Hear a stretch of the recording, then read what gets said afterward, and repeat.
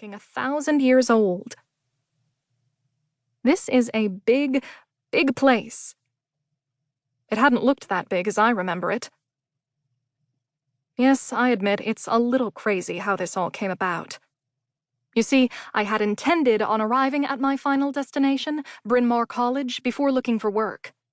Yes, that seemed obvious. But somehow, when the train stopped at Scarlet Mills, the petunias and daffodils surrounding the little platform had seemed to be some kind of sign.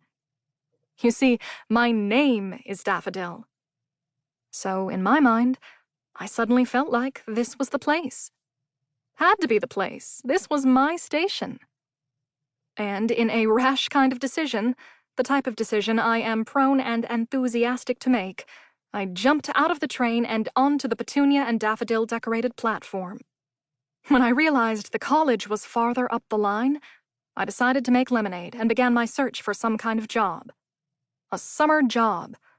A job that would, hopefully, pay me a handsome sum before the advent of September and my new life.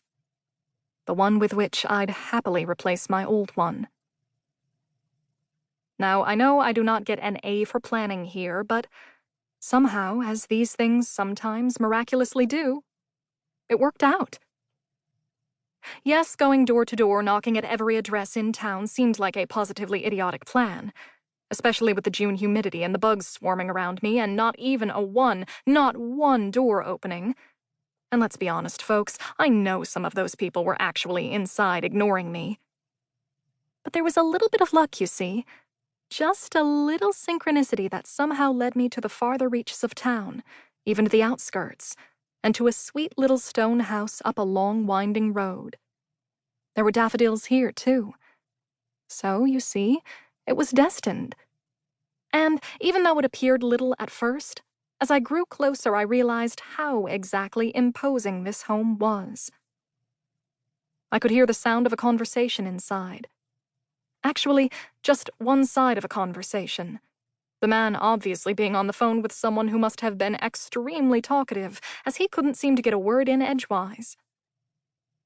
And there was a kindness to it, his voice. Yes, I know it seems possibly unsafe and maybe even stupid, but I knocked. Look, I was desperate. I really did need a job, otherwise none of the rest would work.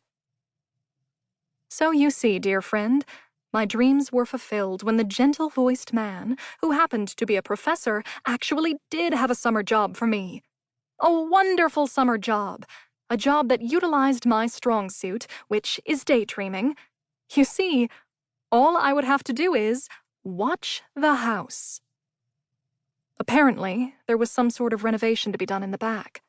A guest house was under construction.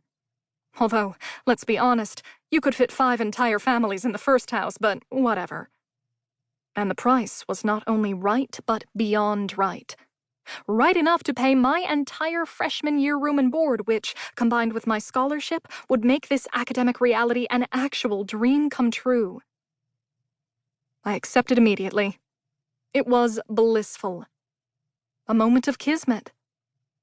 Now, as I stared down that same dirt road, the house, which seemed large, yes, but normal, well-to-do person large, seems like some kind of pharaoh's tomb mansion.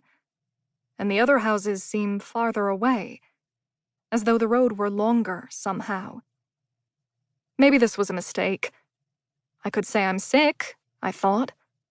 Ate some bad tuna, or maybe a stomach flu. I could have missed my train or lost the address.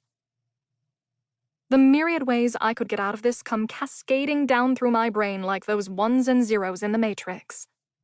But before I can drum up the will to actually turn my body and leave, there he is on the stairs. The professor. He waves to me. A showy wave in the shape and size of the arc of an umbrella. "Hey there, you made it!" Yes, I suppose I did. Okay, fine. Human interaction, engage. Yeah, I'm here. "Very glad to see it." He's a tall man with a kind of outdoorsy charm, like he should be eating trail mix, pitching a tent, and going on a hike. A nice guy. A wholesome guy. The kind of guy who gets...